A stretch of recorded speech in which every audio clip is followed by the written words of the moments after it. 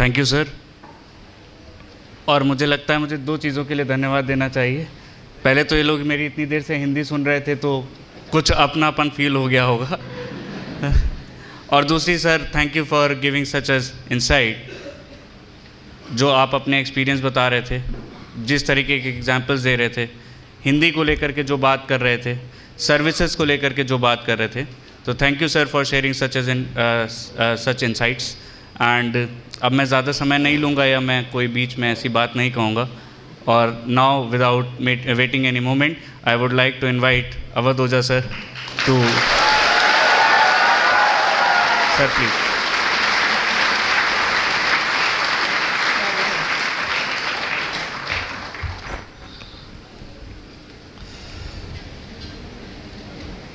बोले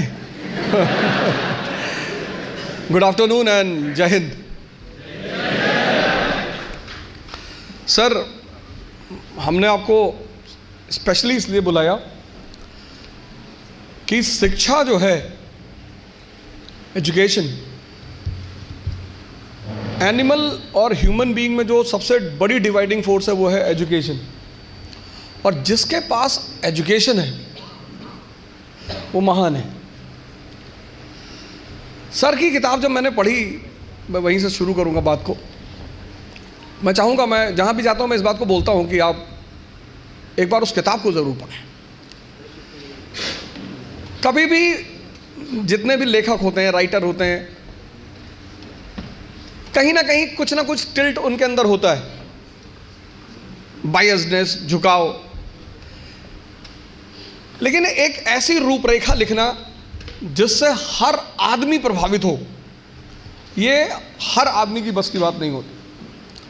और अभी आपने कहा कि आपका वर्ल्ड रिकॉर्ड है एक लिटरेट पार्लियामेंटेरियन के रूप में और 3 PhD।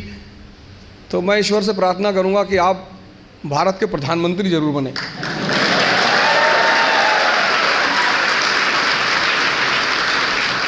नहीं सर, इसलिए नहीं कि आप हमारे दोस्त हैं, इसलिए कि शिक्षा को बहुत प्रोत्साहन मिलेगा। तो आपका बहुत बहुत धन्यवाद सर, आज यहाँ आने का, इतना कीमती समय निकालने का। रामेश्वर को मैं धन्यवाद कहूँगा कि इतनी व्यस्तता के बाद रामेश्वर ने अपना समय निकाला। फैज़ल भाई ने फिर से सेमिनार आयोजित किया। 25 नवंबर 2018, अभी मयंक जी ने बताया आपको, पहला सेमिनार हुआ यहाँ। हमें तो पता भी नहीं था कितने लोग आएंगे सेमिनार में, क्या होगा। खैर, लोग आए और उस वक्त Saifin Hasan was the guest of honour. और मयंक भाई ने बताया कि हमने 2 से शुरुआत की। हमने एक स्टूडेंट से शुरुआत की थी और बड़ा मज़ेदार नाम था उसका, सद्दाम हुसैन। हम जो क्लास लेने गए तो वो लड़का बैठा था, मैंने पूछा तुम्हारा नाम क्या है? कहा सद्दाम हुसैन। तो मैंने कहा तब यहाँ क्या कर रहे हो?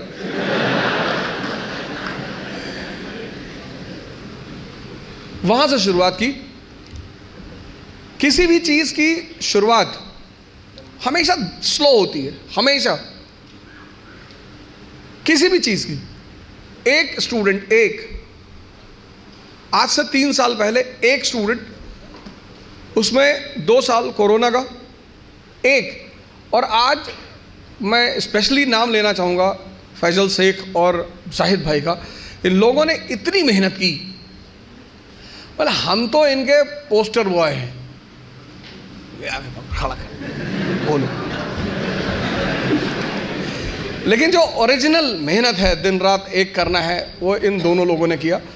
और स्पेशल थैंक्स इन दोनों लोगों को कि ये लोग इकरा को इस जगह तक लेकर आए। हमारी इनकी मुलाकात की कहानी भी बहुत अजीब है, उसको भी 1 मिनट दूंगा मैं।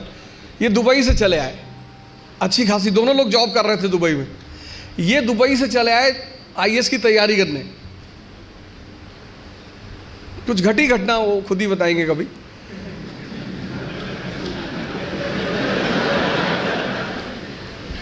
दुबई से कौन आता IAS की तैयारी करने? दुबई तो डॉन लोगों के लिए फेमस है। IAS की तैयारी। मैंने पूछा कि कहाँ थे पहले? बोले मैं दुबई में था। दुबई में IAS बनना है? खैर तैयारी शुरू हुई। एक ही अटेम्प्ट था इनके पास, बाय एज एक ही अटेम्प्ट था। अब जिस आदमी ने पिछले 10 साल जॉब की हो, कभी पढ़ाई से नाता ना रहा हो, लेकिन उस आदमी ने फिर भी मेरे ख्याल से 1-2 नंबर का मुद्दा रहा होगा, 1-2 नंबर से इनका प्रीलिम्स रुक गया। कितनी मेहनत की होगी, 10 साल बाद अपनी धारा को चेंज किया। ये छोटी बात नहीं है सर। 10 साल जॉब करना, 10 साल नौकरी करना, नौकरी करने के बाद आके पढ़ना। पढ़ना मतलब तपस्या। आपको बैठना है और दिमाग बैठने ही नहीं देगा। प्री नहीं निकला इनका, 1-2 नंबर से रुक गया। फिर हमारी इनकी मुलाकात हुई। मैंने कहा अब दुबई। बोले अब दुबई नहीं जाएंगे सर, अब आईएएस बनाएंगे। हमने कोई बहुत ज़बरदस्त जिद लग रही है आईएएस के लेकर। तो हमने कहा बनाओगे तो हमें भी ऐसे ही आदमी की तलाश। फिर हम दोनों लोगों से बातचीत हुई और फिर हमने डिसाइड किया कि हम पुणे को सेंटर बनाएंगे। एजुकेशन हब रहा, मयंक जी ने बताया, ऑक्सफोर्ड ऑफ इंडिया रहा एजुकेशन। ये बात तो एकदम सुनिश्चित है। हर तरह से पुणे एक सेंटर रहा एजुकेशन का शुरू से, और इस तरह से इकरा की शुरुआत हुई। और भगवान का आशीर्वाद बना रहा, हमने आज एक मुकाम हासिल किया और प्रभु के आशीर्वाद से आज इकरा का अपना एक नाम है, अपना एक स्थान है। तैयारी में क्या करना है, प्रीलिम्स में क्या करना है, मेंस में क्या करना है, वो रामेश्वर बहुत अच्छे से बताएंगे। उस तरफ से गुजरे हैं तो ये उस पर बात करें।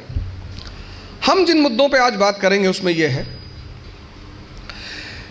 कि जब आप कोई काम शुरू करते हैं तो पहले दौर में वो असंभव सा लगता है, इम्पॉसिबल। कोई भी काम, यहां पे जितने लोग बैठे हैं सब साइकिल चलाना जानते होंगे, अब तो सब जानते होंगे। अब क्या लगता है कि साइकिल चलाना कितना आसान है, लेकिन जब सीखना शुरू किया होगा तब कितने दिन लगे होंगे साइकिल लेके सिर्फ दौड़ने में। अब तो जो साइकिल सीखते हैं वो तो बड़ा बेहुदा तरीका साइकिल सीखने का। अब तो 2 पहिए बैलेंस करने के लिए लगा देते, वो बहुत गंदा तरीका है। उस तरीके से लोग मार नहीं खाते,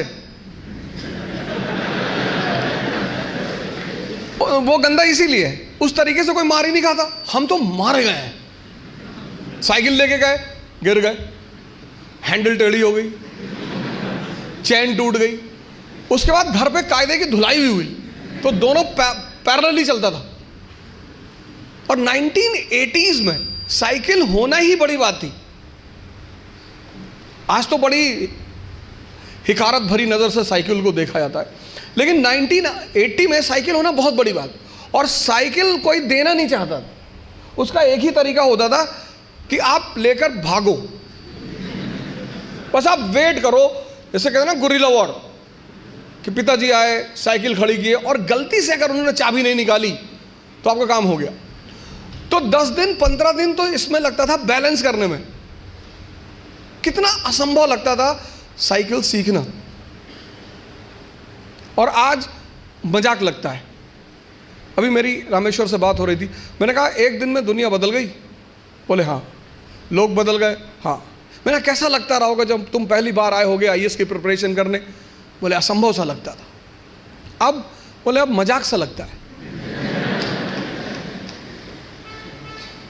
आज ये जहां बैठे वहां आईएएस मजाक है, और आप जहां बैठे हो वहां आईएएस असंभव है। तो ये असंभव मजाक में कन्वर्ट कैसे होता है?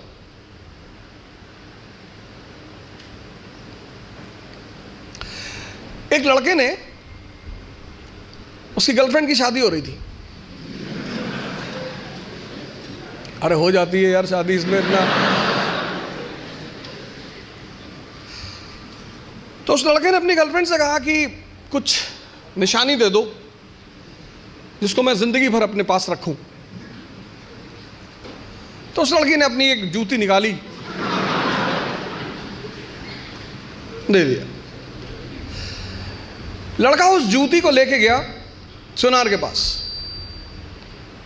जो सोने वगैरह का काम करते सोनार, उनके पास गया। उसने कहा कि इस जूती को चांदी के फ्रेम में बना दो। सुनार ने कहा अच्छा, कल शाम को आके ले जाइएगा। दूसरे दिन लड़का गया तो सुनार ने उसको चांदी की फ्रेम में जूती को बना के एकदम बाकायदा ला के लड़के के सामने प्रेजेंट किया। उसने कहा साहब, लड़के से हाथ जोड़ा, कहा साहब। बोले हाँ। बोले ये किस पीर औलिया की जूती है? तो बोले ये किसी पीर औलिया की जूती नहीं है, ये मेरी गर्लफ्रेंड है, उसकी जूती। सुनार ने जूता निकाल के 3-4 जूता मारा। तो बदतमीज कहीं गए। लड़के ने क्या हुआ? कहा कल से मेरा पूरा खानदान इसको 20-20 बार चूमे जा रहा है कि किसी औलिया की जूती, औलिया की जूती, औलिया की जूती।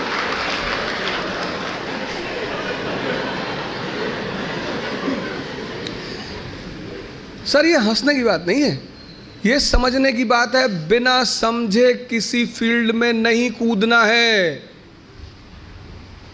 यहीं से तो शुरुआत है सेमिनार की कि तुम जहां बैठे हो वहां आईएएस असंभव है और रामेश्वर जहां बैठा है वहां आईएएस मजाक है। तो ये असंभव मजाक में कैसे बदले, कैसे तुम यहां आकर बैठो? उसका पहला सूत्र यही है कि जिस फील्ड में भी कूदना चाहते हो पहले उसको समझो।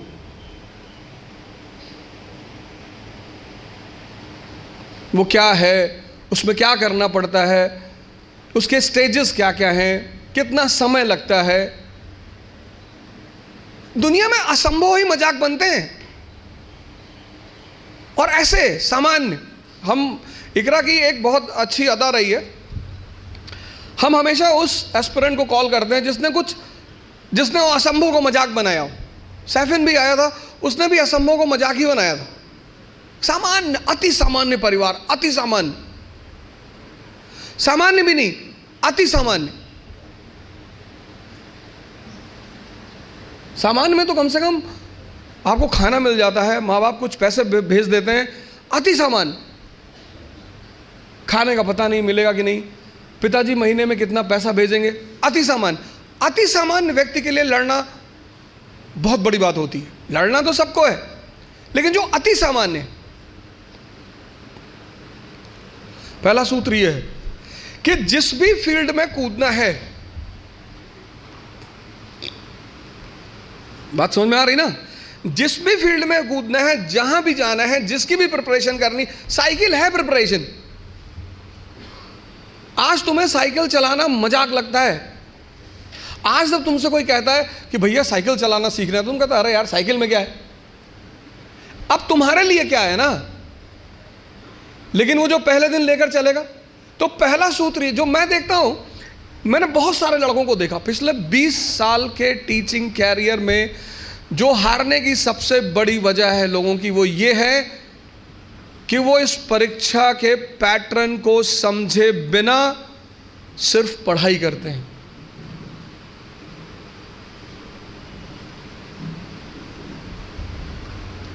और हर चीज का एक तरीका है और हर जगह कोई गुरु है।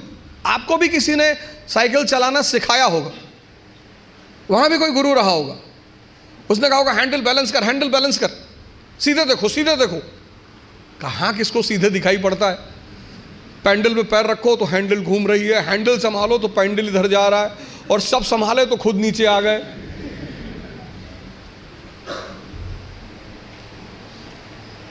पहला फॉर्मूला असंभव को मजाक बनाने का है कि जिस फील्ड में जाना है उसके पूरे पैटर्न का पहले अध्ययन करना है।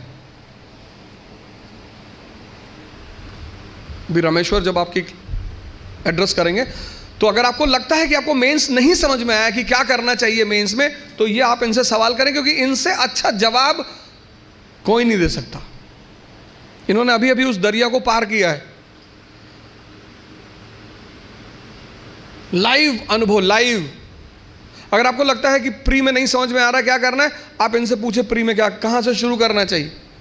अगर आप एकदम फ्रेशर हैं, अभी आपने कुछ नहीं किया है, तो आप इनसे पूछें कि पहला स्टेप में, हालांकि ये शुरुआत वहीं से करेंगे, लेकिन आप इनसे पूछें पहले स्टेप में क्या करना है।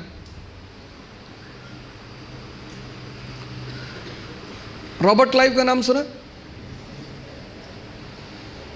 रॉबर्ट लाइव, ये हॉल मेरे लिए और कई कारणों से फेमस है। एक कारण ये भी है कि यहाँ मैंने इस्लाम पे कुछ बोला, उसको लेकर मैं इतना ट्रॉल हुआ पिछले 3-4 महीने। अब हिस्ट्री में कुछ ना कुछ तो बोलना ही। इतिहास दुनिया का एकमात्र विषय है जो 2 लोगों के लिए लिखा जाता है, एक शाही वर्ग एरिस्टोक्रेसी और एक आम आदमी के लिए। जो शाही वर्ग का इतिहास होता है वो एविडेंसेस पे बेस्ड होता है, साक्ष्य, सबूत, लॉजिक नहीं। लॉजिकली आप दुनिया में किसी भी चीज को सिद्ध कर सकते हो, लॉजिक। लेकिन एविडेंस, इसलिए कोर्ट लॉजिक नहीं मानता, कोर्ट क्या मानता है? एविडेंस मानता है। ऐसे यूपीएससी लॉजिक नहीं मानती, एविडेंस मांगती है। तो एक इतिहास लिखा जाता है लॉजिक के आधार पे, लॉजिक, और एक इतिहास लिखा जाता है एविडेंस के आधार पे। दोनों में बहुत फर्क है। और इतिहास इतना बड़ा विषय है, और विषय के साथ साथ मतलब ह्यूमैनिटीज का सब्जेक्ट होने के साथ दर्शन भी है। जिसको भी राजा बनने का शौक है, मैं इस लाइन को फिर से रिपीट करूंगा, जिसको भी राजा बनने का शौक है उसे इतिहास जरूर पढ़ना चाहिए। वहीं आपको मिलेंगे डॉक्टर अंबेडकर असंभव को मजाक बनाते हुए, वहीं आपको गांधी जी मिलेंगे असंभव को मजाक बनाते हुए। ब्रिटिश हुकूमत जिसके बारे में कहा जाता था कि the sun never sets in British Empire, 1920 वो आदमी नॉन कोऑपरेशन मूवमेंट शुरू करता। 2 साल मूवमेंट चला, 2 साल। ब्रिटिश पार्लियामेंट वॉइसरॉय को मैसेज पे मैसेज करती रही, बात करती रही कि क्यों रोको इस मूवमेंट को। वॉइसरॉय ने कहा सर मूवमेंट नहीं रोक सकते, सरकार असहाय। वॉइसरॉय ने कहा सर मूवमेंट नहीं रोक सकते। बोले क्यों? बोले सर ये पूजा कर रहे हैं हमारे लिए, आपके दरवाजे पे कोई खड़ा है, आपके लिए दुआ कर रहा है, पूजा कर रहा है, आप उसे मारेंगे? ये सत्याग्रही सड़क पे चलते थे भजन गाते हुए, ईश्वर अल्लाह तेरे नाम, इनको बुद्धि दे भगवान। 2 साल। फिर 5 फरवरी 1922 चौरी चौरा का कांड हुआ, 22 पुलिस वाले के साथ पुलिस स्टेशन जलाया गया। वो सरकार पे हमला था, वो सरकार पर हमला था। अब सरकार कार्रवाई करेगी, लेकिन इससे पहले सरकार कार्रवाई करे, गांधी जी ने आंदोलन को बंद कर दिया। कहा I don't have any faith in violence, मुझे हिंसा में कोई विश्वास नहीं। अंग्रेजों ने कहा एक दिन विश्वास कर लो, बोले है ही नहीं। और कोई मार नहीं खाया। उसकी सजा गांधी जी को मिली, 6 साल के लिए सजा मिली, 6 साल के लिए बंद हुए। तो इतिहास एक सब्जेक्ट नहीं है, दर्शन भी है। और वो ये फॉर्मूला सिखाता है असंभव को मजाक बनाने का फॉर्मूला। रॉबर्ट क्लाइव, इंग्लैंड से, इंग्लैंड, यहां एक स्टेट छोड़ के, एक जिला छोड़ के दूसरे जिले में जाओ तो आदमी थोड़ा नॉर्मल हो जाता है कि यहां ज्यादा मत बोलना। एक स्टेट छोड़ के दूसरे स्टेट में जाओ तो और नॉर्मल होना पड़ता है। महाराष्ट्र की ही तारीफ करनी पड़ेगी, नहीं तो बाहर कैसे जाओगे। एक कंट्री छोड़ के दूसरे कंट्री में जाओ तो उस कंट्री के बारे में बोलना पड़ता है कि पाकिस्तान वेरी गुड कंट्री, दुनिया में इससे अच्छी कंट्री है ही नहीं। खूब तारीफ करनी पड़ती, वो भी कहते इतना नहीं है, नहीं इतना ही है।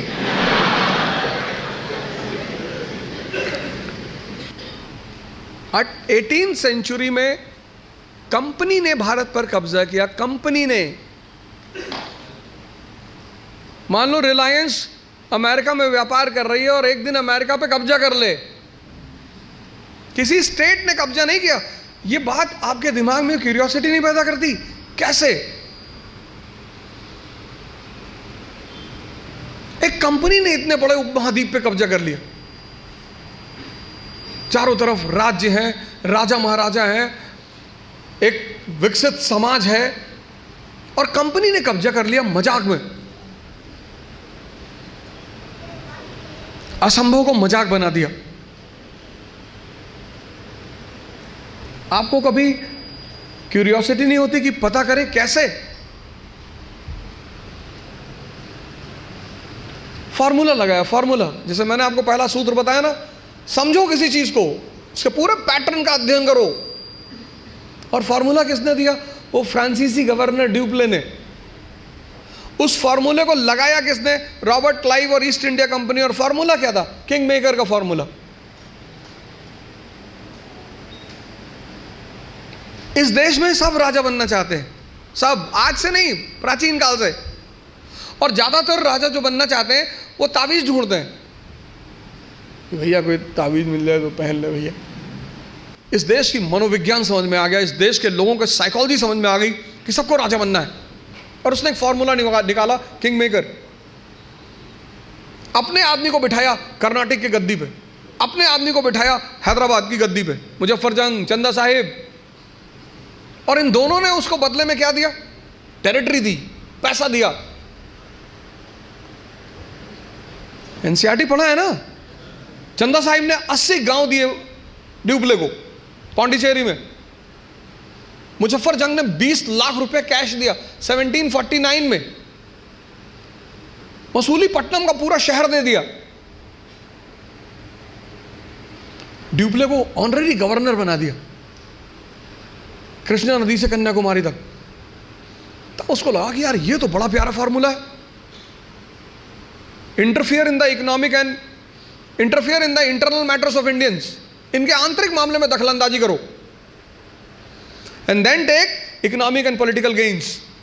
ये था formula. Interfere in internal matters of Indians, इनके आंतरिक मामले में दखलंदाजी करो और फिर इनसे इकोनॉमिक और पॉलिटिकल फायदा लो। ये फॉर्मूला निकाला किसने? ड्यूप्ले ने। इसको लगाया किसने? क्लाइव ने। फोर्ट विलियम का गवर्नर बन के पहुंचता है बंगाल, और बंगाल पहुंचते ही वो पूछता बंगालियों से कौन कौन राजा बनेगा। सब हाथ उठा दी, मीर जाफर, खादिम खान, इतने लोगों ने हाथ उठा दिया। साहब,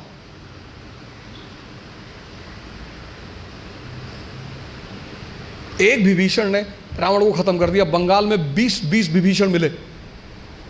फॉर्मूला, किसी भी चीज को जब आप एंटर करोगे,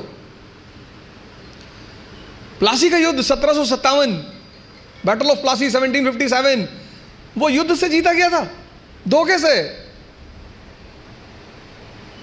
क्लाइव। और फिर इस फॉर्मूले को कंपनी ने भारत में लगाया। कौन सा फॉर्मूला? किंग मेकर का फॉर्मूला। पहला एंग्लो मराठा वॉर 1775 किसकी वजह से हुआ? रघुनाथ राव। रघुनाथ राव भी कंपनी के पास गया कि साहब आपने सुना आप राजा बनाते? बोले हाँ, ये हमारा नया धंधा है। बोले हमको पेशवा बनना है। बोले पैसा लाए हो? हाँ। बोले लाए हैं। तो सूरत की संधि हुई, ट्रीटी ऑफ सूरत 1775। सिर्फ मेहनत करने से, सिर्फ पढ़ने से कुछ नहीं होता। अगर मेहनत करने से सब कुछ होता तो सबसे ज्यादा फायदा होता मजदूरों का।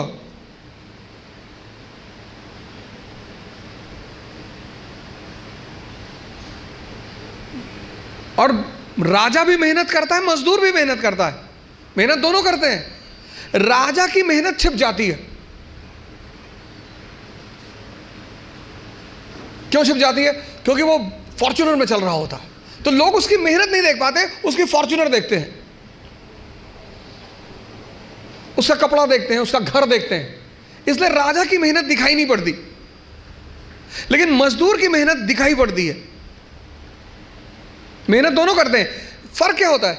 एक बिना सूत्र के करता है, बिना फॉर्मूले के करता है, कुछ भी करता है। आज ये किताब खरीद लाया, कल वो किताब ले आएगा, फिर एनसीईआरटी ले आएगा, पढ़ा जा रहा है, पढ़ा जा रहा है। सदाशिव पेट में खड़ा है यवले चाय की दुकान पे, किसी ने कह दिया पॉलिटी की नई किताब आई है, तुरंत देखेगा। अच्छा, कौन सी भाई साहब?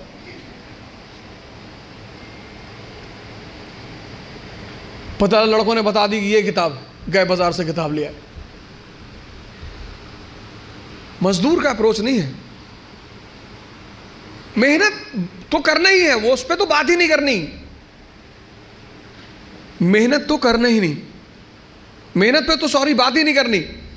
बात करनी है मेहनत के अप्रोच पे।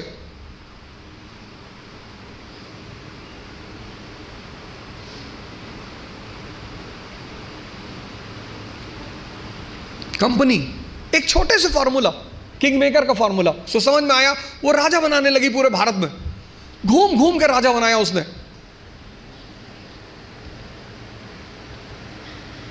तीन फॉर्मूले पे भारत पे कब्जा किया था कंपनी ने। पहला फॉर्मूला किंग मेकर, दूसरा सब्सिडियरी अलायंस, सहायक संधि, और तीसरा डॉक्ट्रिन ऑफ लैप्स।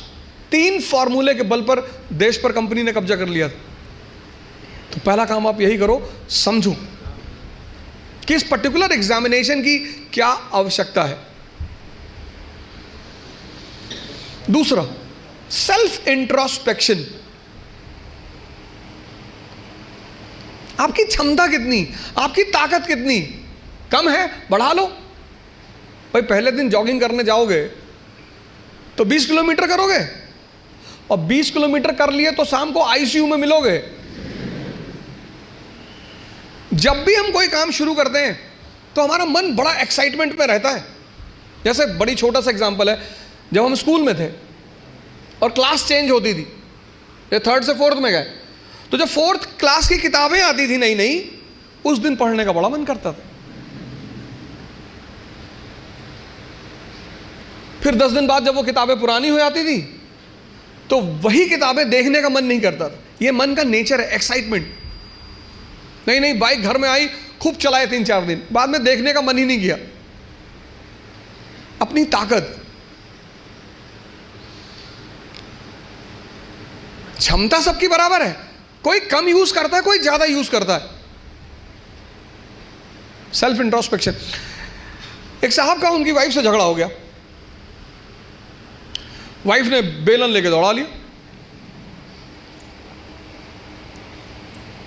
और दौड़ाया, और वो भाई साहब जो है कमरे में गए और कमरे में जाके एक अलमारी के अंदर घुस के अंदर से बंद कर लिया।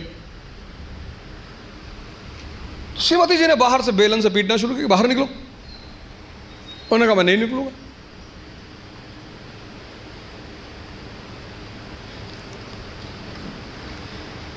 वो लेडी चिल्लाने लगी तो पास पड़ोस के लोग आ गए, बहुत सारे लोग इकट्ठा हो गए।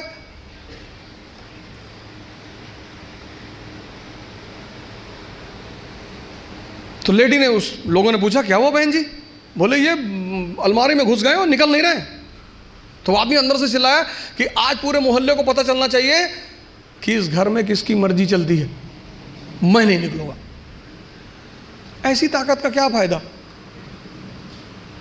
जब तुम अपने आप को दरवाजे में बंद करके और शेर बन रहे हो। क्षमता सबके पास है। ये 2 पेट हैं, मैं बार बार कहता हूं, एक पेट ये, एक ये। तो अगर ये 4 रोटी हजम करता है और पहले दिन तुमने इसे किसी दिन 15 रोटी दे दी, वॉमिटिंग शुरू। जितने लोग तैयारी शुरू करते हैं, मैंने देखा शुरुआत में इतना पढ़ना शुरू करते हैं, पहले दिन से 10 घंटा 15 घंटा आराम से। आपको पता नहीं, आपको लगता नहीं कि ये पेट है ना, हजम करना होता है, सिर्फ अंडरलाइन करना नहीं होता। मैंने 98% स्टूडेंटों को देखा है, वो किताब को अंडरलाइन करने को पढ़ाई मानते हैं।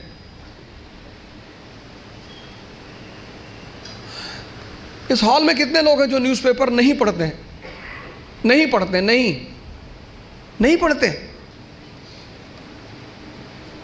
सारे लोग न्यूज़पेपर पढ़ते होंगे, 2-4 होंगे जो अभी नहीं पढ़ते होंगे, बाकी सारे लोग पढ़ते हैं ना, है ना। अभी जापान के एक नेता है शिंजो अबे, उनकी हत्या हुई। उनकी पॉलिटिकल पार्टी का क्या नाम है? हाँ?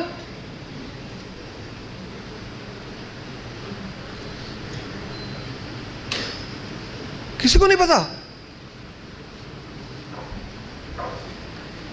अरे भैया, हफ्ते भर पहले की घटना है।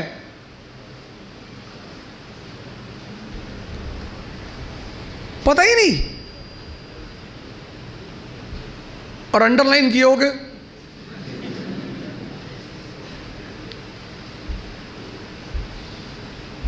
कितनी बड़ी, कितनी एक लाइव एग्जांपल देखो।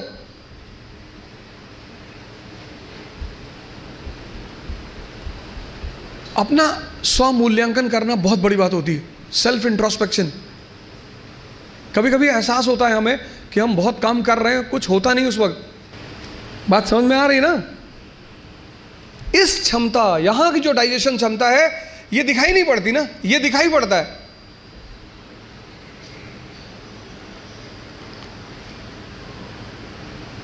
ये पेट दिखाई पड़ता है, ये पेट दिखाई नहीं पड़ता।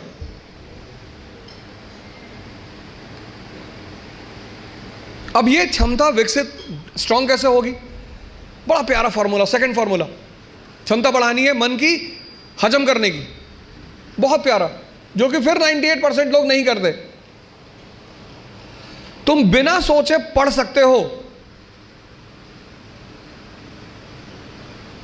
तुम बिना सोचे पढ़ सकते हो, बिना सोचे लिख नहीं सकते।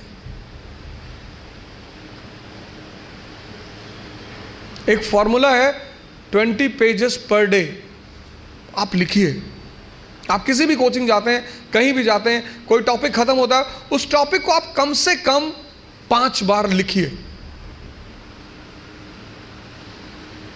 अब पढ़ने की आदत छोड़िए, लिखना शुरू करिए। जितना आप लिखेंगे उतना सोचने की क्षमता या हजम करने की क्षमता डेवलप होगी। भाई पहले दिन जॉगिंग करने गए, 2 किलोमीटर गए, 5 दिन 6 दिन 2 किलोमीटर जाते रहे, फिर 10वें दिन 5 किलोमीटर, क्षमता बढ़ी ना? एक दिन में नहीं बढ़ेगी।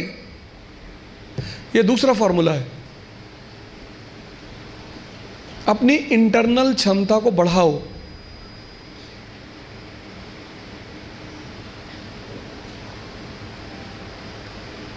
नहीं बात क्लियर हुई? हाँ, कितने लोगों को इस बात का वो रहता? मुझसे बहुत सारे लोग मिलते हैं, सर हमें कुछ याद नहीं रहता। आपने हजम ही नहीं किया। मूवी आपको पूरी याद रहती है ना, नॉवेल पढ़ा आपने पूरी याद रहता है, पूरा नॉवेल, एक एक लाइन, एक एक कैरेक्टर याद है। ये क्यों नहीं याद है? क्योंकि आपने हजम करने की कोशिश नहीं की। ये दूसरा फॉर्मूला। अपनी इंटरनल कैपेसिटी को पहचानो, पहचानो। यही तो है सेल्फ इंट्रोस्पेक्शन। और अगर वो कम है, बढ़ा लो।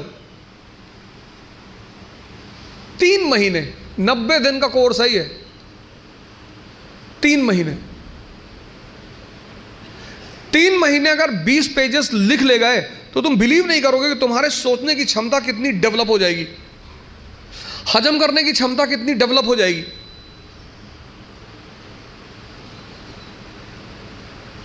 हम कोचिंग किस लिए जाते हैं? इसीलिए जाते हैं। कोचिंग और कॉलेज में बहुत फर्क है।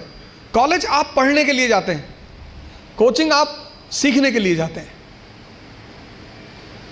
जितने लोग कोचिंग जाकर परेशान होते हैं वो लोग हैं जो कोचिंग पढ़ने के लिए गए।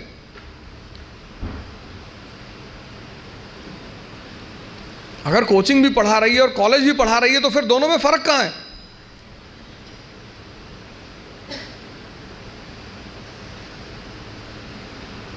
ये दूसरी चीज, अपना मूल्यांकन, अपनी ताकत को समझना कि मेरा पोटेंशियल लेवल क्या है।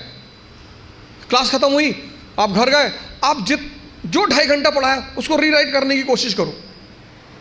संभावना है कि आप सिर्फ 30% लिख पाएंगे, शायद।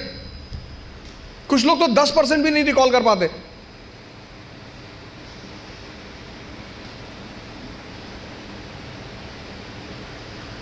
तो पहला काम क्या करना है? एग्जामिनेशन पैटर्न को समझना है। ये क्या है, कैसे है, पहला चरण क्या है, दूसरा चरण क्या है, तीसरा चरण क्या है। दूसरा क्या करना है? सेल्फ इंट्रोस्पेक्शन करना है। उसकी सबसे बड़ी वजह यह है कि इस देश में ह्यूमैनिटीज को कोई इज्जत ही नहीं है। अगर आप बीए कर रहे हैं ना इस कंट्री में, तो आपको लोग बर्बाद आदमी समझेंगे कि अरे बीए कर रहे, चलो पीछे आके खड़े हो जाओ, बीए कर रहे हैं, इधर आप एमबीए कर रहे हैं, महाबर्बाद आदमी, तो भी थोड़ा इज्जत है। साइंस की तो बड़ी इज्जत है, और आईआईटी की तो खैर कहने ही क्या। लेकिन जहां आपने कहा बीए, बहुत रेयर केस में जो लोग ग्रेजुएशन बीए वगैरह करते हैं, बीए ऑनर्स वगैरह, वो बहुत रेयर केस में बताते हैं लोगों से। आईआईटी वाले तो कहीं भी फंक्शन होगा तो आगे खड़े हो जाएंगे, क्या कर रहे हैं भैया, आईआईटी कानपुर, अच्छा अच्छा। अब चूंकि, और आप जितने लोगों ने इंजीनियरिंग वगैरह कर रखी, 10th तक हमें ह्यूमैनिटीज पढ़ाया गया, और 10th का टीचर हमें क्या कहता था बार बार कि बस इसके बाद जीवन में हिस्ट्री कभी नहीं पढ़नी, इसके बाद जीवन में सिविक्स कभी नहीं पढ़नी, इसके बाद जीवन में जो बेटा ये बस 1 साल बेटा। अब उस टीचर का चेहरा बहुत याद आता होगा। मतलब हमें ये स्कूलों में बताया गया, ज्यादातर, हो सकता है सब में ना हो, लेकिन ज्यादातर स्कूलों में, हमारे स्कूल में हमारी हिस्ट्री की टीचर बोलती थी बस अब जीवन में हिस्ट्री पढ़ना ही नहीं। हमें क्या पता था हिस्ट्री से ही जिंदगी चलेगी।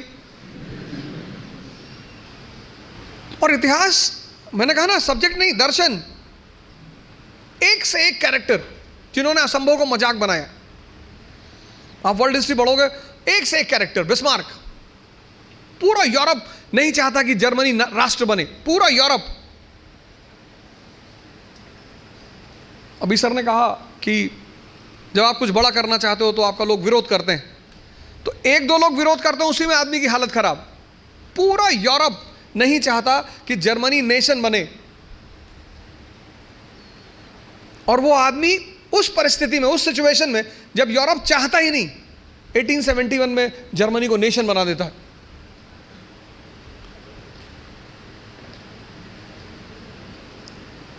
तो चूंकि हमें ह्यूमैनिटीज पढ़ना सिखाया नहीं गया, और सिविल सर्विस का पूरा गेम ह्यूमैनिटीज पे है, पूरा। क्यों पढ़ें अकबर को, क्यों पढ़ें गांधी को, क्यों पढ़ें, इनसे क्या मदद मिलेगी, क्यों अंबेडकर को क्यों पढ़ें। अंबेडकर को पढ़ना इसलिए जरूरी है कि इस देश में एक तबका ऐसा रहा, स्त्रियां भी। ज्योतिबा फूले ने जो पहला स्कूल शुरू किया, शिक्षा पे उनका सबसे ज्यादा बल है, तो उन्होंने दलित समाज के लिए तो स्कूल शुरू किया, स्त्रियों के लिए शुरू किया, और उन्होंने कहा समस्त समाज की स्त्रियां। डॉक्टर अंबेडकर का तो हर क्षेत्र में योगदान। एक बात उस आदमी की इतनी जबरदस्त है, जो मैंने अभी, जब उनका जन्मदिन था 14 अप्रैल को, तो मैंने एक वीडियो बनाया था, उसमें उनके ऊपर बनाया, उसमें नवयान पे मैंने एम्फसाइज किया। उनका मानना था, जैसे बुद्धिज्म के 3 सेक्ट हैं, हीनयान, महायान, वज्रयान, उन्होंने एक और यान कहा, नवयान।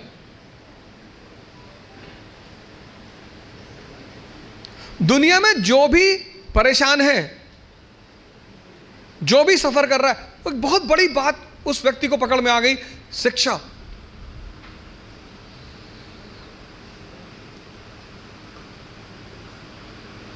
कभी कभी कुछ चीजें समाज इस ढंग से करता है कि पकड़ में नहीं आती, मेन चीज पकड़ में नहीं आती, शिक्षा।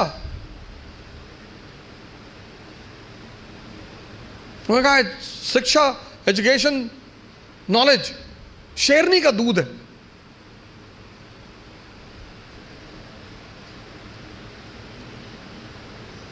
अपनी जो क्षमता है अंदर की, उसको इंट्रोस्पेक्ट करने में कोई कमी नहीं है, कोई दिक्कत नहीं है। हर आदमी, आप में से बहुत सारे लोग होंगे जो पिछले 1 साल से तैयारी कर रहे होंगे, 2 साल से तैयारी कर रहे होंगे। कितने लोग हैं जो 2 साल से तैयारी कर रहे हैं? अब ना बताओगे, 2 साल से। और इधर ऐसे बैठो जैसे तालिबान ने काबुल में कब्जा कर लिया है।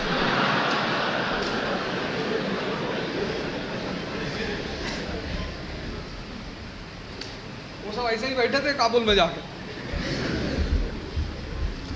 2 साल से इधर कौन तैयारी कर रहा है? 2 साल से, 2 साल से तैयारी कर रहा हो, है ना? क्या ऑप्शनल है? Political science.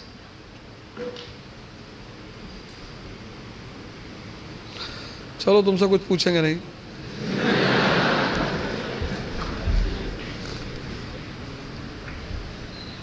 नहीं तो कहोगे बेइज्जती कर रहे थे सबके सामने।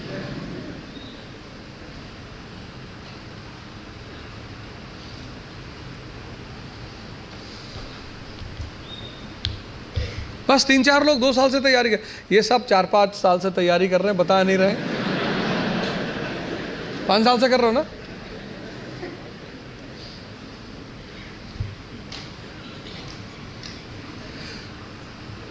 कई चीज़ें हैं जो मैं हर सेमिनार में रिपीट करता हूं, उसमें से एक ये है कि स्टूडेंट, भिखारी और सन्यासी की कोई इज्जत होती नहीं। कि तुम लोग जो अपनी इज्जत बचाने की कोशिश करते हो, अपने स्कूल में किसी कारणवश पकड़े गए, कार्रवाई हुई हमारे ऊपर, तो मेरी माताजी ने कहा घर में कि कुल का नाम खराब कर रहा। तो मेरे पिताजी ने बड़ा अच्छा जवाब दिया, बोले कौन सा मुगल कुल है कि हमारे कुल का भारत में बड़ा नाम। बोले कोई बात नहीं बेटा, जाओ, तुम हो गई गलती तो कोई बात नहीं। स्टूडेंट, तुम जहाँ भी सीखने जाओगे ये सब कॉन्सेप्ट लेकर, मैं तो क्लास में देखता हूँ 500 लड़के 600 लड़के बैठे होते हैं, सवाल ही नहीं करते, एक दूसरे का चेहरा देखते हैं।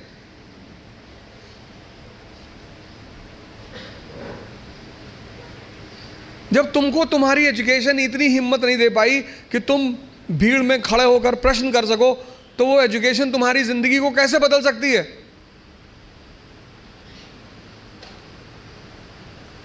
अगर तुम पढ़े लिखे हो, शिक्षित हो और तुम सवाल नहीं कर सकते, भाई तुम सवाल, यहां इतने सारे लोग बैठे, अगर तुम कोई क्वेश्चन पूछते हो और लोग हंसते हैं, क्या फर्क पड़ता है?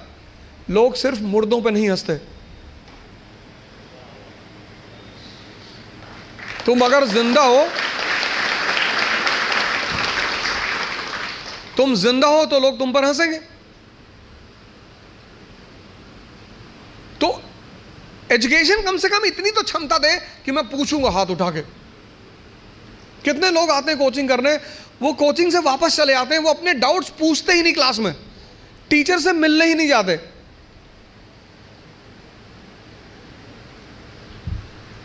और दुनिया में राइज करने का सबसे अच्छा साधन है बेइज्जती। जो तुम मोटिवेशन ढूंढते हो ना, वो इसीलिए ढूंढते हो क्योंकि तुम्हारी बेइज्जती नहीं होती। जिसकी बेइज्जती होने लगेगी ना, उसके अंदर आग लग जाएगी कि तुमको दिखाएंगे अब।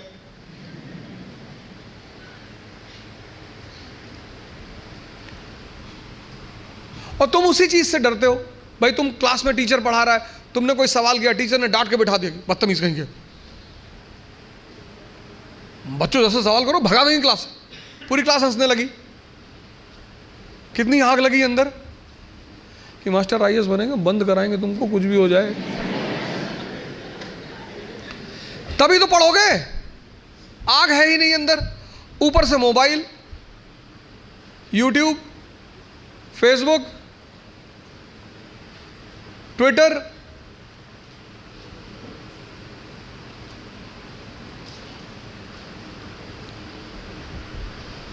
मैं 4-5 दिन पहले क्लास ले रहा था दिल्ली में, तो एक भाई साहब लिख रहे थे एक हाथ से, दूसरे हाथ से मोबाइल से रिकॉर्ड कर रहे थे। मैंने कहा यूट्यूबर हो? पकड़ लिया, वो कोने में उन्होंने रखा तो पकड़ में आ गया। मैंने कहा वैसे ही यार इतने लोग पीछे पड़े हैं, क्या बना रहे हो? नहीं नहीं सर ऐसे ही, पढ़ लो यार। सेल्फ इंट्रोस्पेक्शन करो। दूसरा काम, अपनी क्षमता को पहचानो। अगर कम है, अगर तुम 2 किलोमीटर सिर्फ वॉक कर सकते हो एक दिन में, कोई बात नहीं, उसको 25-30 किलोमीटर तक पहुंचाओ। इन सब लोगों ने यही किया, अपनी क्षमता को पहचाना, सेल्फ इंट्रोस्पेक्ट किया, उसमें को बढ़ाया।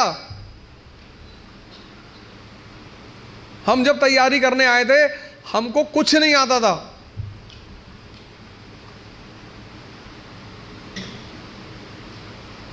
ऐसा नहीं कि तुम्हें ही, तुम्हारे साथ ये सब चीजें हो रही हैं।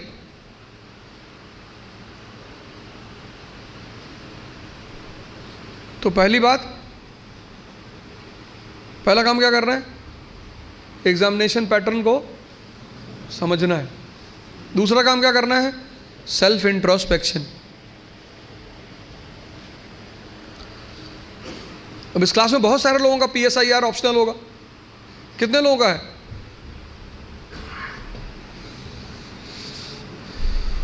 कार्ल मार्क्स की क्या देन है समाजवाद को? कौन बताएगा? क्यों कार्ल मार्क्स अमर है सोशलिज्म के हिस्ट्री में?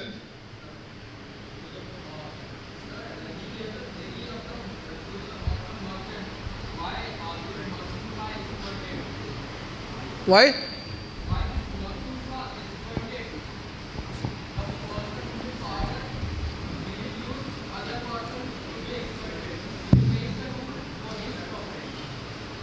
और कौन बताएगा नीचे?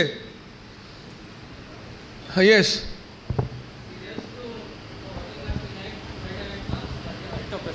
or the rich people.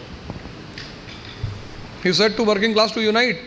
He said to working class to unite and नहीं, मेरा क्वेश्चन ये है कि ऐसी कौन सी बात उसने कही जिससे वो खुदा बन गया समाजवाद का? Why he is called as the god of socialism?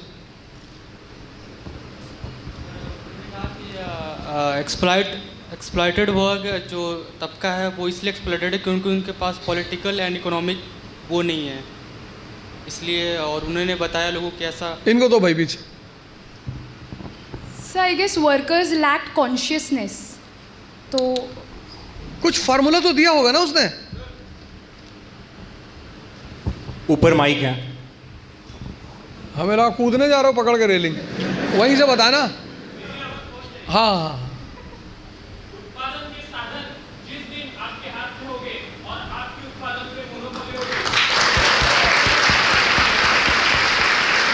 ये है।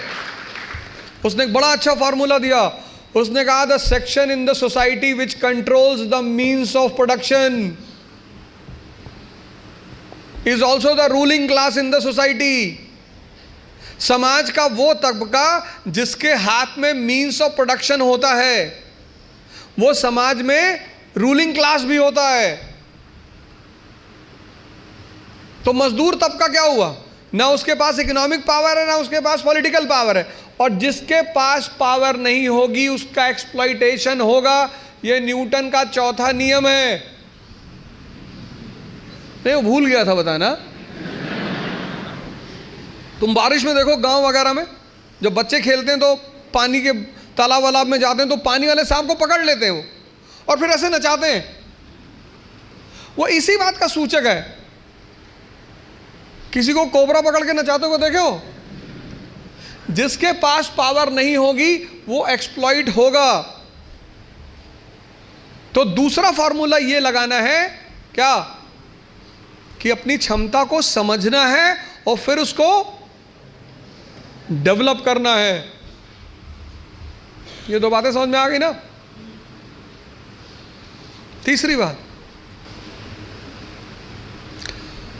कहावत है हिंदी में, लकीर के फकीर। मतलब उनको एक ट्रैक पे रख दो, वो उस ट्रैक से कभी हटेंगे ही नहीं। उतना ही करेंगे जितना बताया जाएगा, उतना ही बोलेंगे जितना कहा जाएगा। जो जिंदा दिमाग है, जिंदा, वो अपने समय को, जैसे अगर आप IAS मेंस का पेपर देखें तो 1970s के जो क्वेश्चन थे वो अलग थे, 1990s के क्वेश्चन अलग हो गए, फिर 2000 के बाद क्वेश्चन बिल्कुल अलग हो गए, और आज तो जो मेंस का पैटर्न है क्वेश्चन पूछने का वो तो एकदम पलट चुका है। अमेरिका का एक विद्वान था थॉमस जेफरसन, उसने कहा किसी भी संविधान को सिर्फ 19 साल चलना चाहिए। थॉमस जेफरसन, जब अमेरिका में संविधान लिखा जाने लगा तो उसने कहा किसी भी संविधान को सिर्फ 19 साल बस, क्योंकि 19 साल बाद बहुत सी चीजें बदल चुकी होंगी। तो जब चीजें बदल जाएंगी तो फिर संविधान लिखा जाएगा बदली हुई परिस्थिति के हिसाब से।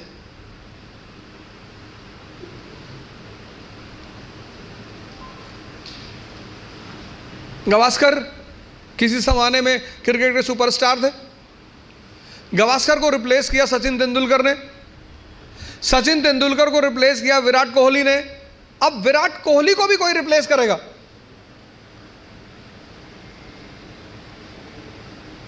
समय की जो सबसे बड़ी चीज है वो है change. Change is the law of nature. और जो चेंज को नहीं समझेगा,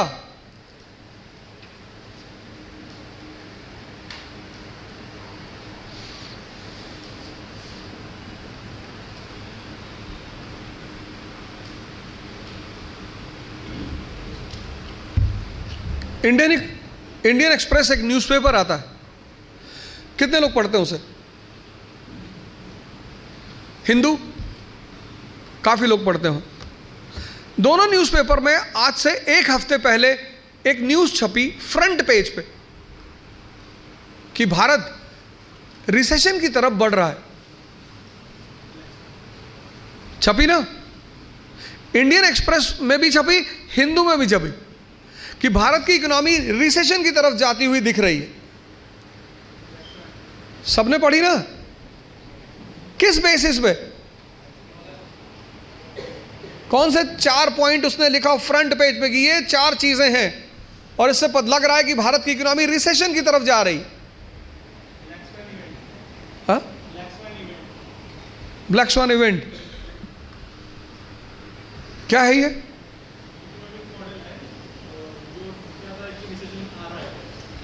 तो उसके पैरामीटर क्या दिया उन्होंने?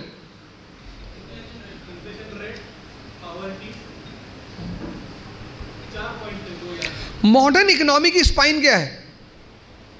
जो मॉडर्न इकोनॉमी है, नहीं, इकोनॉमी की स्पाइन, इकोनॉमी की बैंकिंग। मॉडर्न इकोनॉमी की जो स्पाइन है भाई, कैपिटलिज्म क्या है? Rotation of wealth.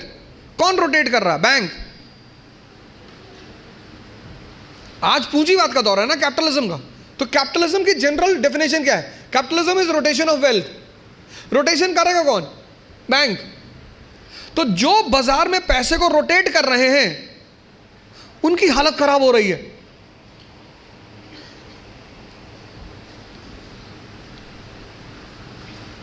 Foreign investor अपना पैसा भारत से बाहर निकाल रहे हैं।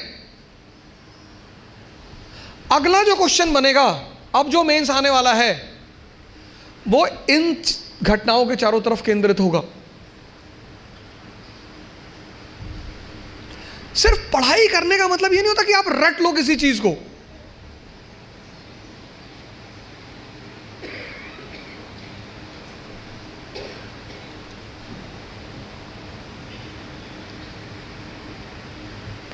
किसी भी नेशन को मजबूत करने के लिए सबसे सरल तरीका क्या है?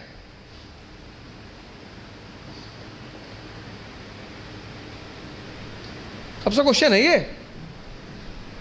नेशन जो है वो एक मॉडर्न कॉन्सेप्ट है। मॉडर्न है ना? आधुनिक युग से पहले तो कोई नेशन था नहीं। इंडस्ट्रियलाइजेशन क्या करेगा वो? कौन बोला? हाँ, कौन बता रहा है इनकम बढ़ेगी? अच्छा, क्या नाम है? बहुत अच्छा नाम है यार। कृष्ण के बेटे का क्या नाम था?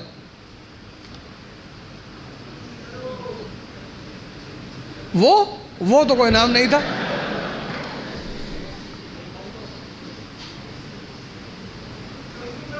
नाम नहीं याद है मुझे उसका, मतलब अरे वो कहाँ से पैदा हुआ था, हमने उसकी कहाँ से पैदा हुआ था मतलब? तो वो सर वो समुंदर में, लाइक वो समुंदर में गिरा था, फिर बाद में वो उसको बढ़ाएगा जो एक। अरे क्या बताया जा रहा है यार? समुंदर में गिरा था और सर वो मछली ने खाया था उसको, फिर बाद में वो गलत हो गया। भैया आप बैठ जाइए, आप उल्टा हमें कंफ्यूज कर रहे हो यार कि मछली में खा लिया था, समंदर में गिर गया। और नहीं सर वो बाद में चुरा के बाद में वो नीचे गिर गया था। एक और बात जोड़ दिया, चुरा के लाए थे यार हम। भैया आपसे सिर्फ एक सवाल ये पूछे, कृष्ण के बेटे का क्या नाम था? नहीं पता नहीं है सर। चलो कोई बात नहीं, तुमने हिम्मत की जवाब देने की, ये बड़ी अच्छी सर उनका नाम साम था। हाँ हाँ शाम, चलो बताओ क्या बता रहे थे, इंडस्ट्रियलाइजेशन से क्या होगा? सर इंडस्ट्रियलाइजेशन से बाद में एम्प्लॉयमेंट बढ़ेगी सर, एम्प्लॉयमेंट बढ़ने से इनकम बढ़ेगी। अगर पर कैपिटा इनकम हर एक की बढ़ेगी तो सर और फिर वो सेविंग होगी, इन्वेस्टमेंट होगी, उसको चेंज आ सकता है सर नेशन में। सर राष्ट्र मजबूत होगा। मजबूत होगा सर, अगर हर एक का अगर इनकम बढ़ेगा तो इंडस्ट्रियलाइजेशन से एम्प्लॉयमेंट तो हो ही जाएगी। तो तुम्हारे हिसाब से तो इराक में पर कैपिटा इनकम बहुत हाई थी और नेशन ही खत्म हो गया। लीबिया में पर कैपिटा इनकम बहुत प्यारी थी गद्दाफी के समय में, गद्दाफी के समय में लीबिया की पर कैपिटा इनकम बहुत अच्छी थी, नेशन खत्म हो गया। सीरिया सिविल वॉर में चला गया। पर सर सिर्फ वही थोड़ी है सर नेशन को स्ट्रांग करता है sir, per capita income. Industrialisation से आप जो होता है मैंने वो बताया, इनकम बढ़ेगी तो फिर लोगों का फिर बाद में वो नेशन का से इनकम बढ़ेगी तो उससे बहुत कुछ कॉन्सिक्वेंसेस हो सकते हैं, लाइक इन्वेस्टमेंट बढ़ सकती है, लोग प्राइवेट में इन्वेस्ट करना चाहेंगे। और अगर फार्मर में अच्छा ठीक, और कौन बता रहा है? तो भाई इनको आगे माइक दे दो। सर इंडस्ट्रियलाइजेशन के साथ एजुकेशन भी चाहिए, लोगों को प्रोवाइड करना चाहिए। दैट्स बिकॉज कि अगर हम लोग जितना एजुकेशन हमारे सोसाइटी को देंगे तो उससे उतना प्रोडक्शन इंडस्ट्री में जितना फास्ट होगा उसकी कैपेसिटी ज़्यादा बढ़ेगी और लेबर्स को ट्रेनिंग हम ज़्यादा एफिशिएंटली दे सकते हैं। एजुकेशन, हाँ अरे क्या बात कर दी है, बहुत बढ़िया, बहुत अच्छा।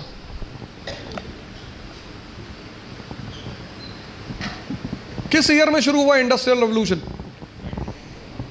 इंडस्ट्रियल औद्योगिक क्रांति, इंडस्ट्रियल रेवोल्यूशन किस ईयर में शुरू हुआ? 1750, 1750। इंडस्ट्रियल रेवोल्यूशन का बेटा किस देश को कहा जाता है? यूनाइटेड स्टेट्स ऑफ अमेरिका को। 1750 industrial revolution, 1787 birth of United states of America. America में जातिवाद है, संप्रदायवाद, कम्युनलिज्म, रेशियलिज्म था, डिप कर गया एकदम नीचे।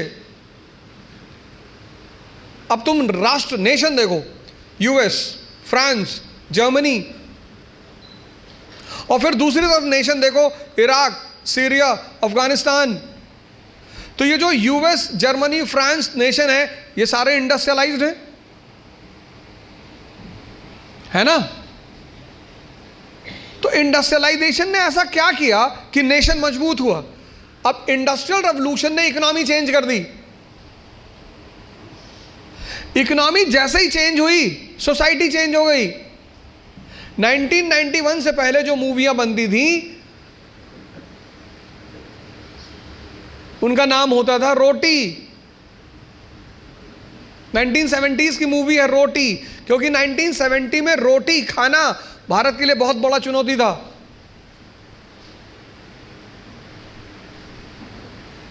और 1991 के बाद मूवी बनी मर्डर।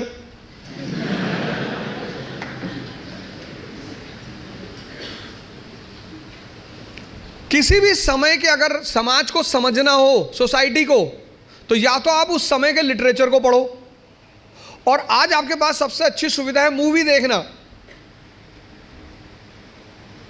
आपके घर में जो बड़े बुजुर्ग मम्मी पापा से आप पूछिए, 1960s की मूवी है श्री 420, उसी समय की मूवी है हरिश्चंद्र, श्री सरस्वती चंद्र। उसमें गाना है, फूल तुम्हें भेजा है खत में फूल नहीं मेरा दिल है। इतनी गरीबी थी कि आदमी फूल से ज्यादा कुछ भेज ही नहीं सकता था। अब गाना है, कूड़ी कहती है मैनू जगवार लें दो।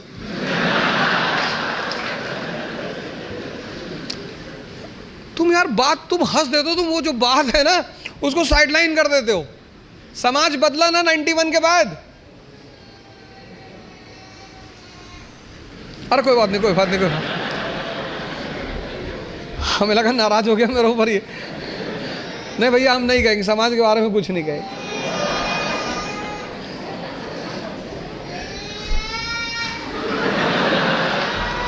कोई नहीं, कोई नहीं, कोई नहीं, अरे कोई नहीं, आराम से।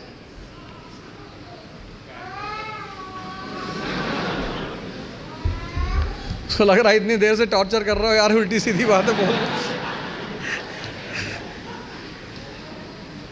तो जैसे जर्मनी, फ्रांस, ब्रिटेन, यूएस ताकतवर नेशन बने, उसमें सबसे बड़ी भूमिका है इंडस्ट्रियल रेवोल्यूशन की, क्योंकि इंडस्ट्रियल रेवोल्यूशन जैसे होगा इकोनॉमी चेंज हो जाएगी, इकोनॉमी जैसे चेंज होगी सोसाइटी चेंज हो जाएगी।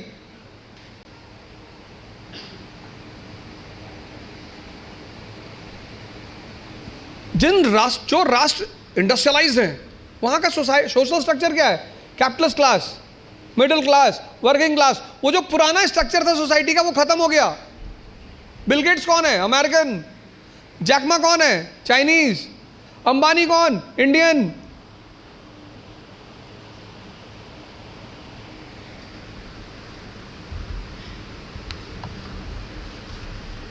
तीसरी सबसे बड़ी चीज ये है कि तुम्हारी जो समय है, सिचुएशन, परिस्थिति, इकोनॉमी, सोसाइटी, पॉलिटी, और सब इंटरकनेक्टेड है। स्कूल में हम क्या करते हैं? सबको सेग्रीगेट करके पढ़ते हैं, अलग अलग। लेकिन सिविल सर्विस में सब एक दूसरे से जुड़े हुए हैं।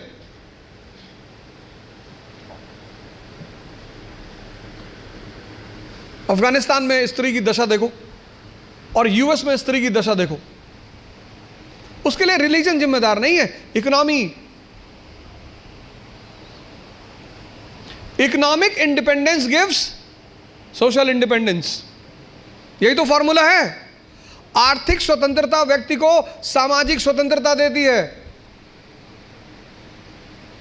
नहीं, यही तो फॉर्मूला है।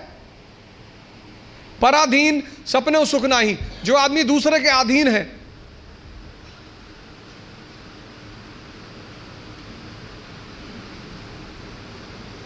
तुम्हारी जो परिस्थिति है, तुम्हारा जो समय है, उसको देखना, उस पर गौर करना बहुत जरूरी है। अगर तुम अपने समय को नहीं, उस परिस्थिति को नहीं पहचानते। एक बार एक इंस्पेक्टर एक पोल्ट्री फार्म में गया। पोल्ट्री फार्म, फूड इंस्पेक्टर था, तो पोल्ट्री फार्म के इंस्पेक्शन पर निकला था। तो एक पोल्ट्री फार्म में गया तो उस पोल्ट्री फार्म के मालिक से पूछा कि मुर्गियों को क्या खिलाते हो? कहा साहब बाजरा खिलाते हैं। कहा इतनी गर्मी में बाजरा खिलाते हो? बंद करो इसको। पहले मुर्गी फार्म का मालिक को बंद कर दिया उठा। दूसरे मुर्गी फार्म में गया, उसने पूछा क्या खिलाते हो मुर्गी को? बोले साहब चावल खिलाते हैं। बोले उल्टा सीधा खाना खिलाते हो, इसको भी बंद कर दो। दूसरा वाला भी बंद हो गया। जब वो तीसरे मुर्गी फार्म में एंटर किया, उसने कहा क्या खिलाते हो मुर्गियों को?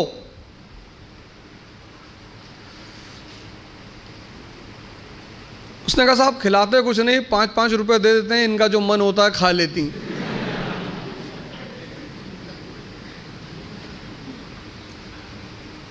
बोला हाँ तुम समझदार आदमी, ऑफिस में आओ।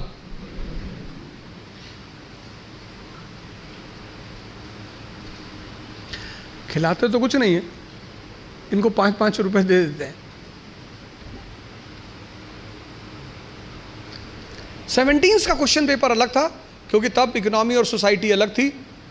80s का क्वेश्चन पेपर अलग था क्योंकि तब इकोनॉमी और सोसाइटी अलग थी। 91 के बाद तो ड्रास्टिक चेंज आया, एलपीजी, तुरंत यू टर्न मारा एग्जामिनेशन पेपर ने, और अब एकदम अलग परिस्थिति दुनिया में चल रही।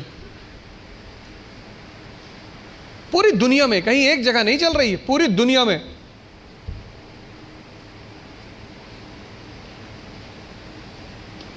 ये तीसरी चीज है, अपना समय। सिर्फ ये नहीं किताब ले लिया रटे जा रहा है, एलपीजी क्या है, connectivity. Bharat unity in diversity का देश है, आज से नहीं, प्राचीन काल से। और उस यूनिटी इन डाइवर्सिटी की मुख्य वजह क्या है? भारत की ज्योग्राफी। कल्चर किस पे डिपेंड करता है? ज्योग्राफी पे। कल्चर मतलब ड्रेस, कल्चर मतलब खाना। कश्मीर का हिंदू और तमिलनाडु का हिंदू, दोनों के ड्रेसिंग सेंस अलग अलग होंगे क्योंकि दोनों की ज्योग्राफी अलग अलग है। गुजरात का मुसलमान और नॉर्थ ईस्ट का मुसलमान, दोनों का ड्रेसिंग सेंस अलग अलग होंगे।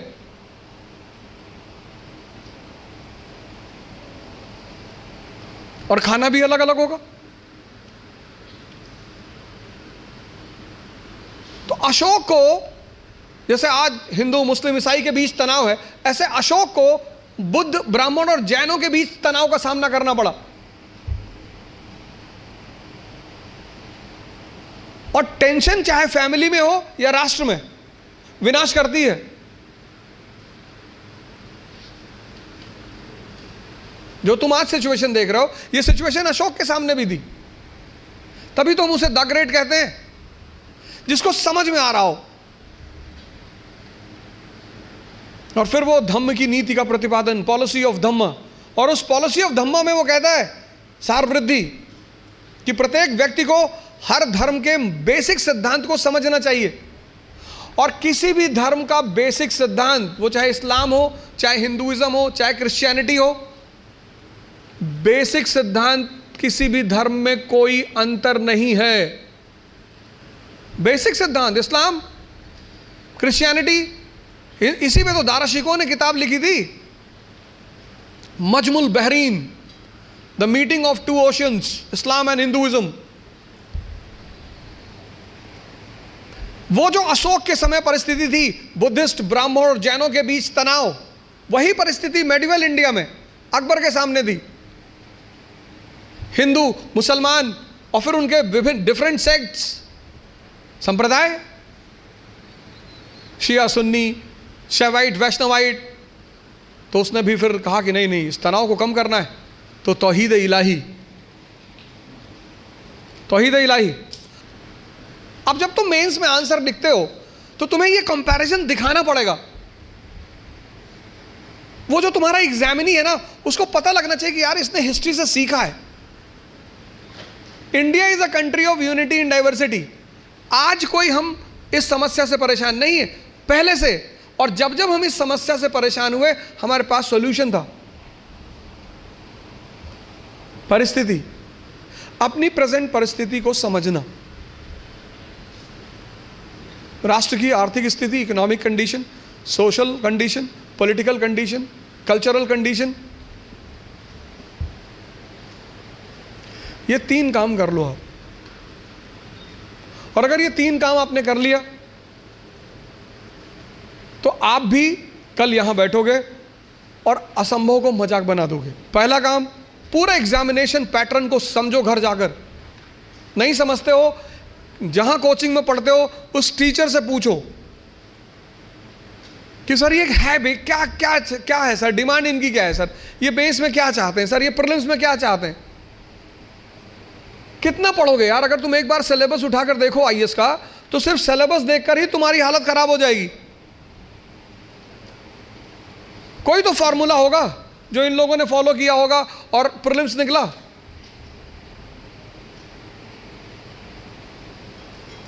इस दुनिया में हर कोई भी आदमी ओमनीसिएंट नहीं है। अभी आप हमसे 4 क्वेश्चन पूछ लो, हो सकता है मैं ही जवाब ना दे पाऊं।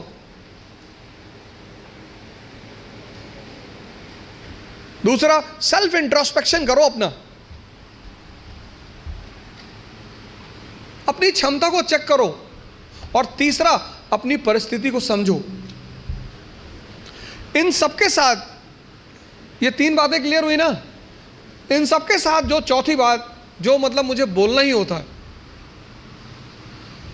जीवन मतलब युद्ध। ये लास्ट बात। या तो आप हंस हंस के लड़ोगे या रो रो के लड़ोगे।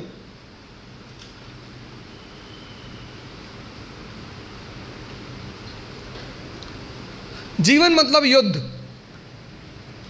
2 लोगों के जीवन में कोई लड़ाई नहीं है।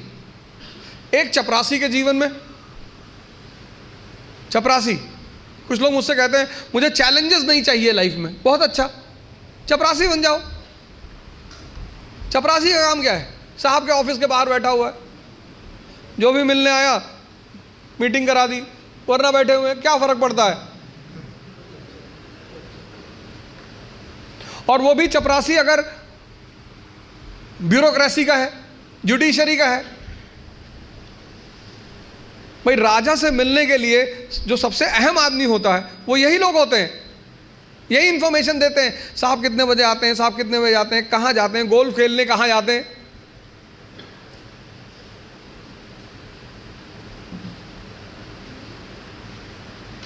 और या फिर जो लोग हरिद्वार चले गए, जिन्होंने कहा भैया हमें नहीं बनना आईएएस, हमें प्रधानमंत्री नहीं बनना, हमें कुछ बनना ही नहीं। आज आप गेरुआ पहन लो, आज आपके जीवन की सारी चुनौती खत्म, क्योंकि आपने मान लिया कि आप इस जीवन की लड़ाई में शामिल नहीं हो।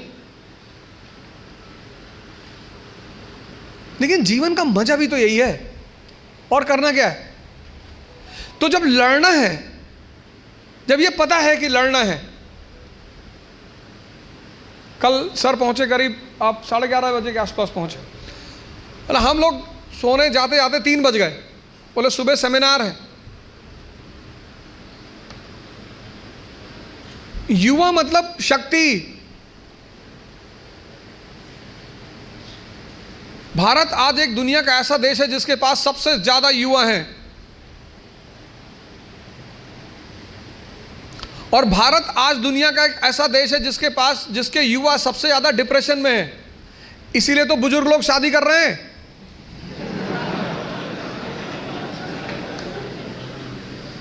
अरे नहीं, मैं नाम क्यों लूं किसी आदमी का? पर अखबार तो सारे लोग पढ़ते हैं ना। डिप्रेस आदमी से कौन शादी करेगा?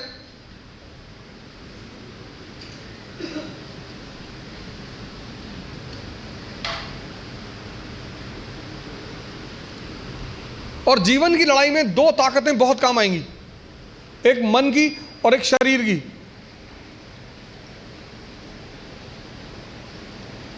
तुम जब भी ऊपर उठोगे तो ये ग्रेविटी तुम्हें नीचे खींचेगी ना।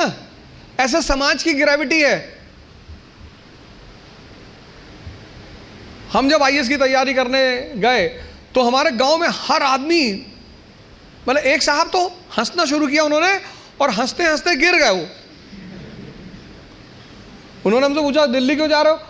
अब मेरा दिमाग खराब था, मैंने कह दिया मैं आईएएस की तैयारी। बोले आईएएस? फिर वो हंसने लगे और हंसते हंसते वो गिर गए। और उस हंसी का इतना रोल रहा मेरे जीवन में, मतलब उस हंसी ने मुझे एकदम मजबूत कर दिया था कि अब आईएएस ही बनना है। उस दिन मुझे एहसास हुआ कि महाभारत क्यों हुई। आपको कोई डांट दे उतना बुरा नहीं लगता, आपको कोई भगा दे बुरा नहीं लगता। जब लोग हंसते हैं ना तब बहुत दर्द होता है। लेकिन मेरे पिताजी ने मुझसे कहा कि आईएएस प्रधानमंत्री बनने वाले आदमी। अरे मैंने कहा यार क्यों चढ़ा रहे हो फालतू में। भगवान का आशीर्वाद से आज भी हमारे साथ हैं, और मैं अगर उनसे कोई भी बात कहता हूँ तो तुम्हारे लिए तो कल ही कर लोगे। तो मैंने कहा सोच रहा है हवाई जहाज खरीद लो। अरे ने कहा भैया जी लेने दो। लेकिन उन्हीं की वजह से, मतलब आज जहां भी मैं हूं उसमें सबसे ज्यादा योगदान मेरे पिताजी का है।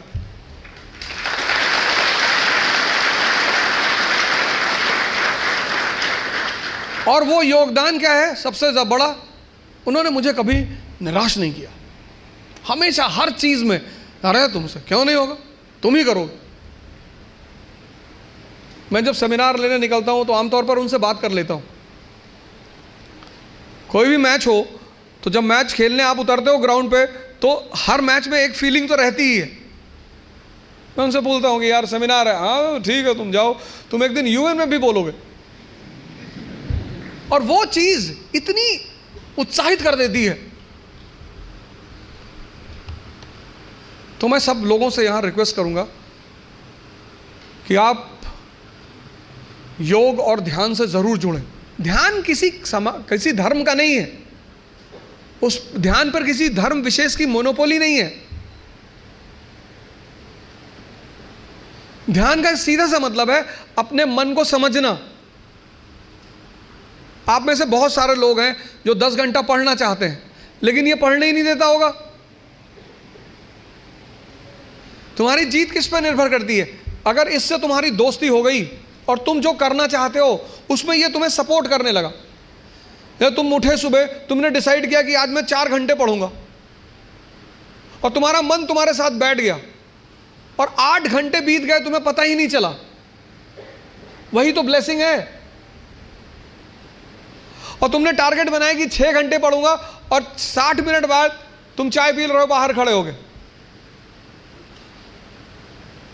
और चाय पी रहे हो तो बुरा नहीं कर रहे हो, चलो अच्छा कर रहे हो। तुम्हारा जो डिस्कशन है, तुम जब भी लोगों से बात करो, तुम ये गौर करो कि किस मुद्दे पे कर रहे हो। सुष्मिता सेन शादी कर रही हैं,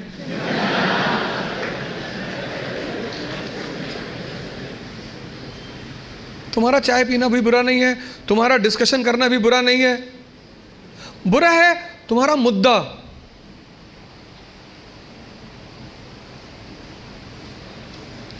चलो बाहर निकल ही आए, बात कर रहे हो, कोई बात नहीं, तो किसी ऐसे मुद्दे को उठाओ जिससे, और डिबेट का मतलब झगड़ा नहीं, डिबेट का मतलब एक्सचेंज ऑफ इंफॉर्मेशन। पूरी जिंदगी तुम ये कभी नहीं कह पाओगे कि अब मुझे सब कुछ आता है, और जिस दिन तुमने ये कह दिया, किसी मेंटल हॉस्पिटल जरूर चले आना।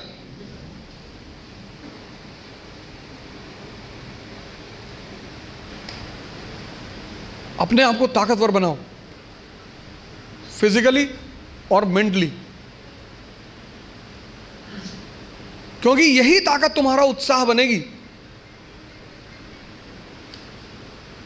पीवीआर की टिकट लेनी है, लाइन में खड़े हो तुम, और तुम्हारी हाइट है 6 फीट और वेट है 250 kg, तो तुम लाइन में कभी नहीं जाओगे। ताकत है ना शरीर में, उत्साहित हो तुम, लाइन के आगे चले गए। तुमको पता कि अगर कोई झगड़ा करेगा सबको मारेंगे। मुझसे लोग पूछते हैं उत्साह कहां से आता है? शक्ति से।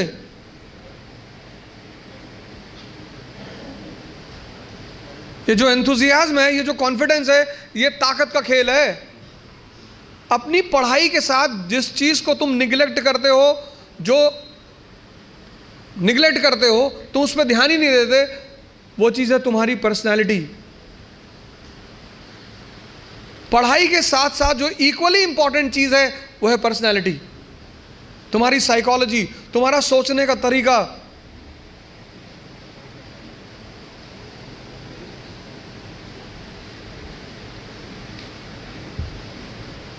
चार बातें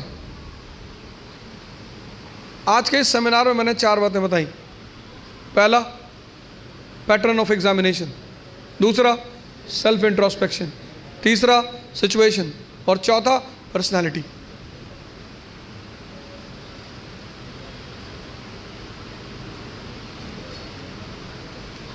सिर्फ किताब लेकर खड़े होने से बहुत बड़ी बात नहीं होती। सिर्फ वेपन लेकर खड़े, महाभारत के युद्ध में अर्जुन के रथ पे शिखंडी खड़ा हो जाता है, भीष्म पितामह का इससे क्या लड़े?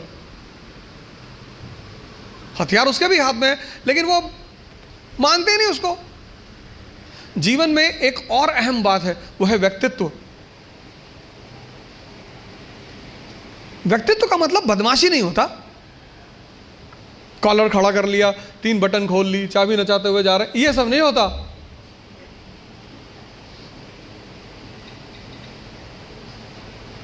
हमारे देश की एजुकेशन सिस्टम ने जिसको सबसे ज्यादा निगलेक्ट, मतलब मैं देखता हूं लोग 4 आदमी के सामने बोल नहीं पाते। 10 लोग बैठे हैं, वो बोलेंगे ही नहीं।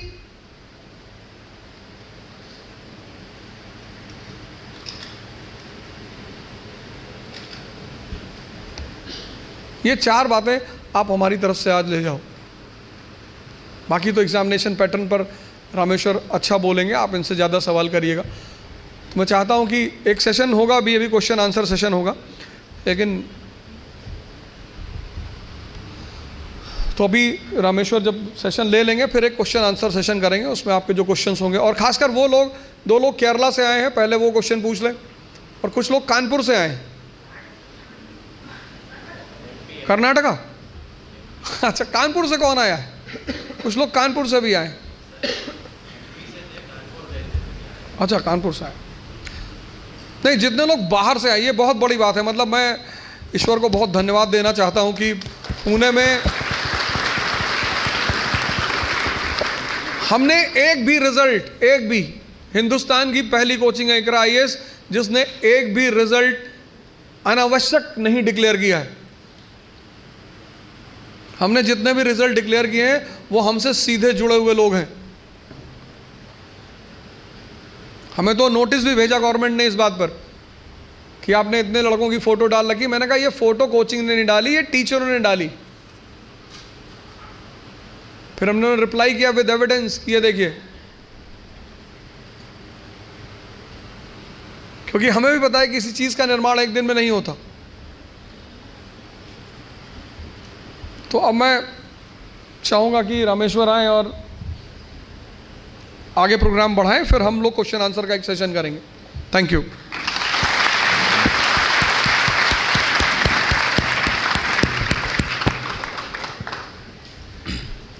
Thank you sir for sharing such inputs. इतनी सारी डिटेल्ड बातें हुई और सिलसिला जहाँ से शुरू किया था सर ने कि इस एग्ज़ामिनेशन में आने से पहले बहुत ज़रूरी है कि आप इस एग्ज़ामिनेशन को जानें। जहाँ तक बात है, आप अगर हिस्ट्री को भी उठा करके देखें या अगर थोड़ी बहुत बेरुचि है तो मुझे ये ज़रूर लगता है कि इस एग्ज़ामिनेशन में क्लियर करना या ना करना वो बहुत बात का पड़ाव है। पर उससे पहले इस प्रिपरेशन की जर्नी में जितने लोगों ने एस्पिरेंट्स देखा होगा, देखा है नहीं देखा है, उसमें नवीन का एक, मैंने देखा नहीं है वो सीरीज़, पर उसमें नवीन का एक बहुत बढ़िया सा डायलॉग है कि आप IAS उस दिन से बनना शुरू हो जाते हैं जिस दिन से आप इस तैयारी में आते हैं।